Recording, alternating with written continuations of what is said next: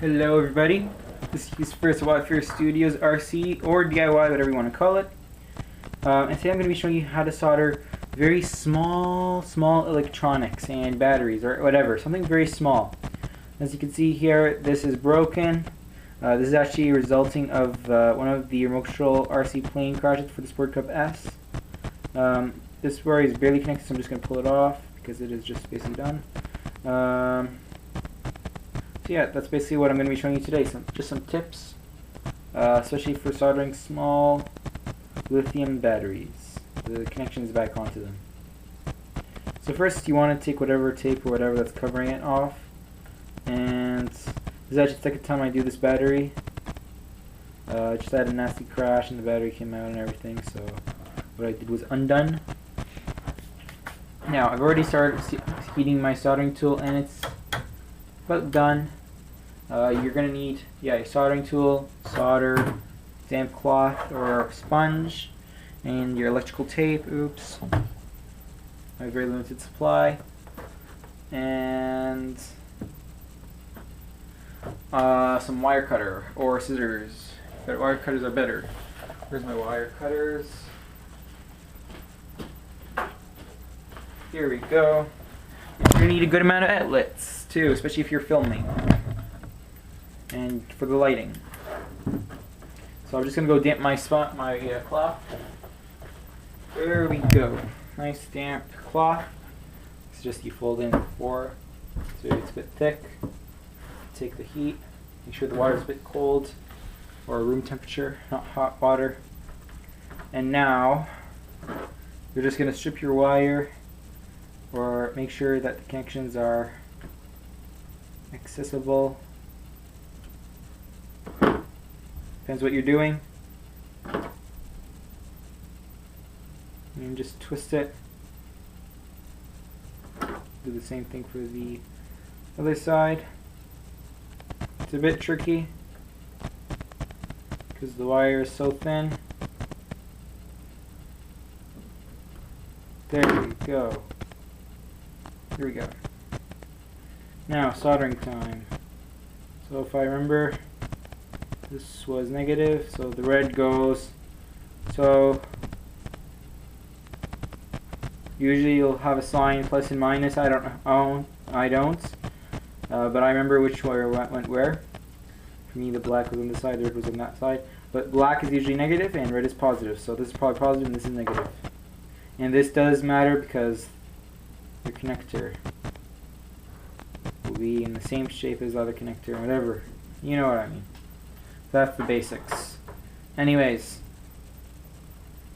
now I'm going to wipe the solder off my tool before it starts oxidizing.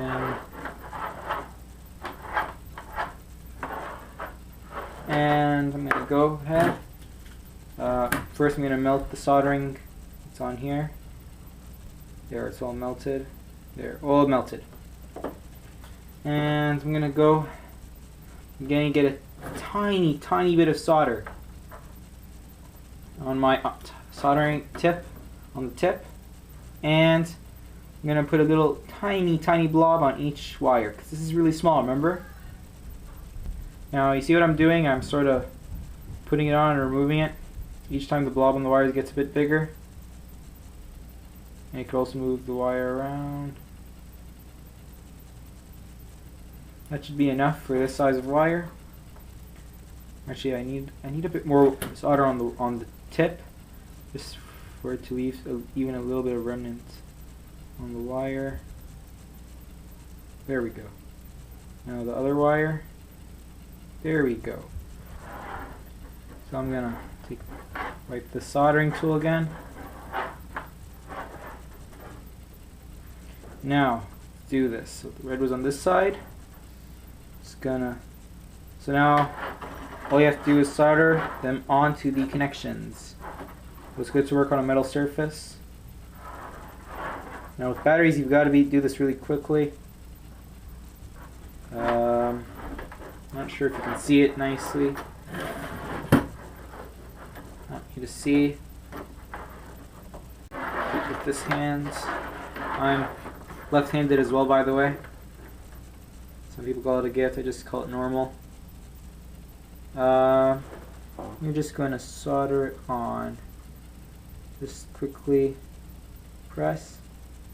It will heat up and connect. There, red side is connected.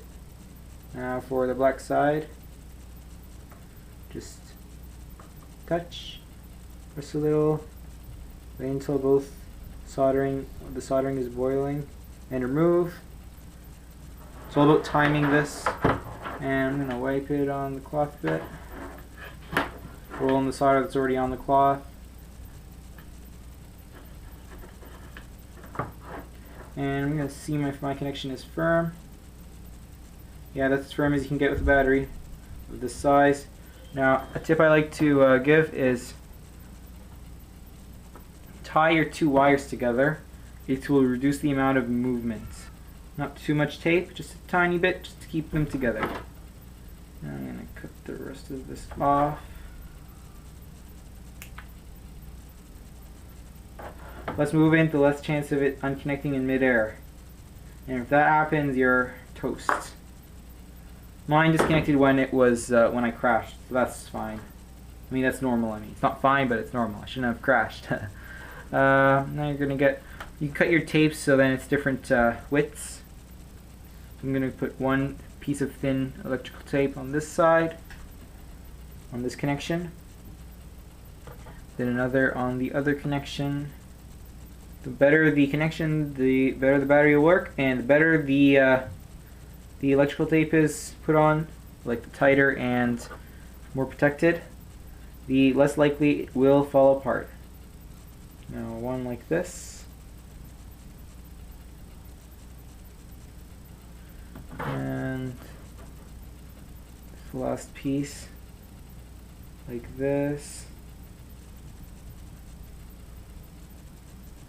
Then I'm going to use this big thick piece just to cover around it really tight. My electrical tape isn't really sticky, but it's sticky enough. So I'm going to use a piece of normal tape. Just going to get a piece to go around it one more time.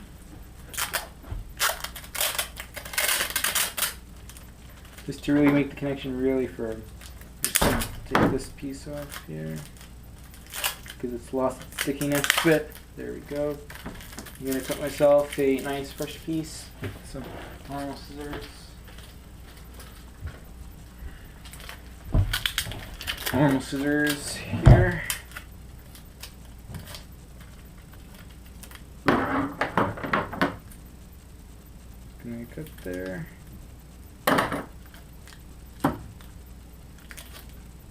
I'm going to fold it so you know where to start the tape. And I'm just going to put this around here. Like so. I'm going to use another piece of tape. The trick for putting the tape is to put it on the edge of the table at the width you want it. And yeah, this tape is a bit tricky because it's not really tape, it's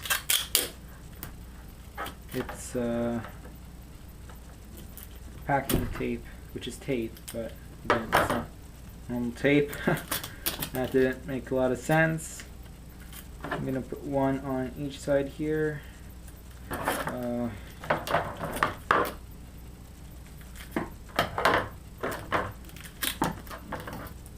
Like that. Make sure it's not covering the sticky thing here. So then you could put it in your plane. Two more pieces should do the trick. Just one on this side. And now one last one just to keep those ends from moving. Okay. Now you notice I'm keeping my soldering tool running. It's not a problem as long as it's for a few minutes. But if you're going to keep it running for longer than that, you should put a bit of solder on it. Then you can leave it for at least like 6 hours or 7 hours. And it shouldn't be that bad. There we go. Now I'm going to disconnect my soldering tool. Put some solder on there. A lot of it. Soak the whole tip.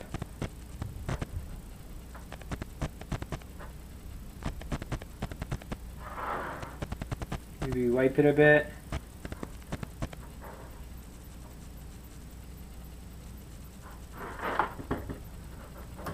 Oops, daisies.